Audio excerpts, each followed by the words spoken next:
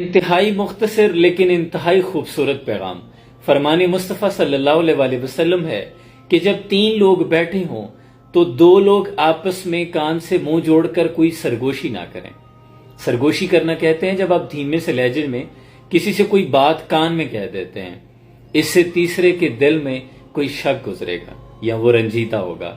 کتنا خوبصورت دین ہے، مکمل ضابطہ حیات ہے۔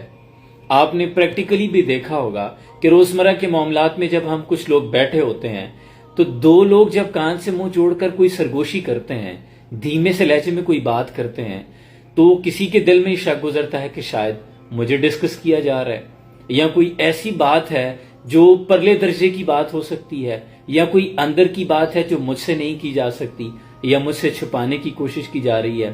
تو شیطان ایسے میں وسوسے ڈالتا ہے۔ فرمان مصطفیٰ ہے کہ 3 لوگ بیٹھے ہوں تو 2 ایسا ہرگز نہ کریں۔ کوئی بات کرنی ہے تو برملا کیجیے۔